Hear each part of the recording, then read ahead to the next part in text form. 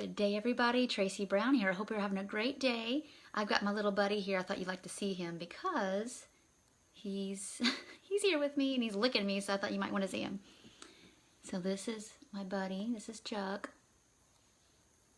He'll be 14 soon, right? And he's not coughing right now, so it's a good time to meet him. Anyway, all right, so I was thinking a lot about there are all kinds of reasons why our mood might be not so great. We definitely have to look at all the factors. Oh, thanks, Megan. If anybody has any questions, say it's Q&A Friday. So if you have any questions you want to bring to the table, I'm all ears. And if I don't answer it live and you want me to answer it in the comments, put your comment or question below. We'll do that as well.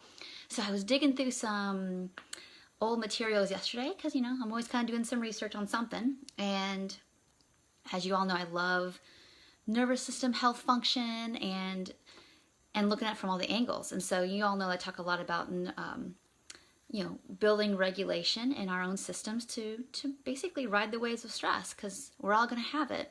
And that's something that's missing in so many of us who've been through many, if not a lifetime of overwhelming experiences. And it kind of starts to squeeze in and make a small ability sometimes to manage the ups and downs of feeling emotion and staying present. And so we're always trying to rebuild that system. So if you don't know much about that work that I do, I will try to actually link some other videos.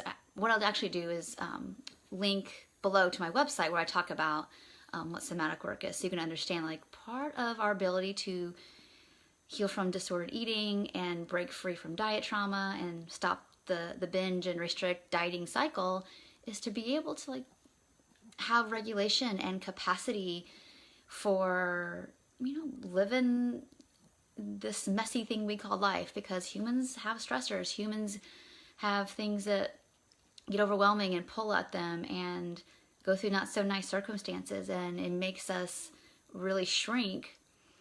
And then one of the traumas and stressors we do live in this culture is diet culture. I mean, for generations we've heard like, be less, be less, be less. And, that shrinks our ability to want to show up in life and to have a voice and to feel like that we're worth getting our needs met and all those kind of things. So that's actually the emotional physiology of some stuff that, we can work on. The other part of it is that I want to talk about the nutrition, which I don't always talk about unless I'm in session with people. But I thought I would give a little bit of something today for y'all to listen to. So I'm just reading out of, this was a chapter out of this, pretty dense research book.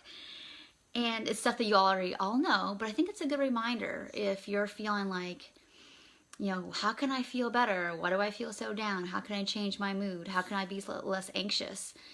And, there definitely are emotional and supportive answers for that, and that's why we sometimes have a big team of people helping us. But sometimes it's straight up like, well, how's your food? Basically. So I'm going to read you some stuff. Again, you all know this. You're going to hear this and be like, yeah. But hang with me as I keep going. Okay. So this is a chapter of a book called Nutrition, Nervous System Function. So, my job is to like help us put all these pieces together. So not only, the nutrition and the nervous system function, but also our regulatory capacity to ride the waves of stress and be in our bodies. And so, sometimes the difficulty of being in our bodies is that we're kind of numbed out from the restriction and, I'm not even call it binging. Sometimes it's binging. Sometimes it's actually just those phases of deprivation-driven eating. And whether that's physical or mental deprivation, it can cause us to eat. And we're not always really conscious of, and we need to eat, obviously, but, we're not always as conscious. We're wanting to eat because we're so starving, or wanting to eat because we want to eat in secret so nobody knows exactly what we're doing. And there's all kinds of things that go into that. But anyway, let me just read this. Okay, so low-calorie diets reduce the total volume of amino acids available for metabolic use. Pretty obvious, right? And can render the restrictive eater susceptible to vitamin deficiencies, which can lead to the development of nervous system disorders, So again, I'm not saying that like, I'll just give my own example. I never really felt like I was all that anxious or depressed, but food restriction like kind of drew me into those places a lot more frequently and easily. And I would say, I don't know what the percentage is, but a really high percentage of a lot of that went away once I was nutritionally restored and I was consistent. There's one thing to be like, I'm eating enough more now. You need to do that for a while. Like I didn't actually have much ability to like even modulate my emotions that well until I was probably a year out of like eating adequately. You know, that again, that doesn't fix your traumas necessarily or help us always want to be more in our bodies, but it helps us have some stability for sure. Okay, so I'm gonna read some more for y'all. So individuals who frequently fast or diet have a heightened uptake response to intravenous tryptophan. And if you all don't know, tryptophan is a precursor to serotonin. Serotonin makes us feel good, basically. Suggesting that the brain is programmed to maintain tryptophan, which I was talking about, and other neurotransmitters at a functional level, and that uptake from the blood is adjusted as required. So keep listening. You don't have to memorize this stuff.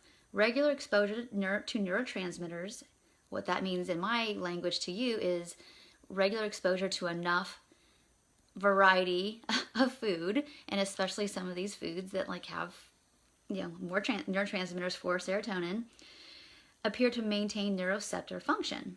So in one study, individuals consuming a diet low in tryptophan had receptors that were less sensitive to circulating serotonin. In other words, the nervous system, like the muscular skeletal system, needs a regular training regimen to maintain the fitness level required for everyday activities, managing your mood. A nervous system, and this is like the highlight of this whole thing I'm reading to you.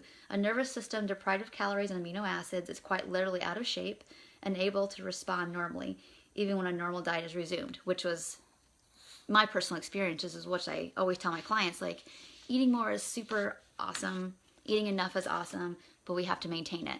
And if we have a lot of fluctuations, which most dieters do for a while, until they usually learn about the possibility of freedom with intuitive eating and stick with it, and have the support to do that, is that basically current dieters tend to have mood disruptions, and that the key study shows that really clearly. So anyway, the point of me sharing this with you is a lot of times we're feeling like, why do I feel tired, foggy, irritable, blah, down?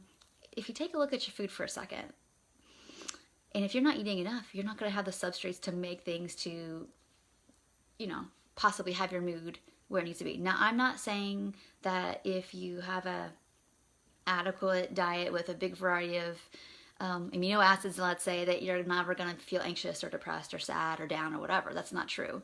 And there's a lot of people who don't diet who struggle with depression, let's say. So I'm not talking about that category. I'm talking about people who you know you have a known history of restrictive eating or basically back and forth. And you might not be in these shoes anymore, by the way. You might be a person watching this like, I've been eating enough and regularly for a long time, and I still feel kind of like my capacity for stress or even to be in my body is really difficult. So, well, then that means we just need to work on more nervous system regulation. That's great. That's one less thing for you to work on. And we're going to be doing more and more of that as the months go by here. And but this is, especially if you're thinking like, well, okay, what am I supposed to eat? I would say if you're calorie restricting, you need to get to adequate levels. If you are, if you have a pretty low protein diet, no matter what kind of proteins you take in, there'll be an issue there. Again, I'm not giving anybody nutrition advice here. It's just that, you know, most of us know enough about nutrition to be able to see like where our deficits are probably. In general, if you're looking for the highest precursors for serotonin, meat products, dairy products, cheese, meats, nuts, there you go. And so if you're a vegetarian or vegan, you're going to have to probably work a little harder to get that pool adequate and keep it up. So anyway, there's a little bit of a different kind of spin on things today that I'm doing with y'all to just kind of like see the big picture of everything. Sometimes it is emotional. We're working through like the underlying deeper decoding layers. Sometimes it's simply like you would probably feel a whole ton better if your eating was enough. I know that seems obvious, but sometimes we're looking too hard at things. And the simple fact is, if we're nutrient stores are just more supplied, there's a good probability we're going to feel a little better. And at least be a little bit, at least have the building blocks to be able to do even more deep work, you know. So I hope that was helpful for everybody who came live. Thank you so much. I can't tell you how much I appreciate it. If you you value this and appreciate this work, then I encourage you to share with other people who might be needing this, of course. And if you came a little later as I'm finishing up here, please go back to the beginning. I think I shared like a couple different nuggets from different directions that help make some of this make sense. So thank you so much. I welcome your questions to bring to the table, each week. And I will be seeing you again on Monday. Take care. Bye.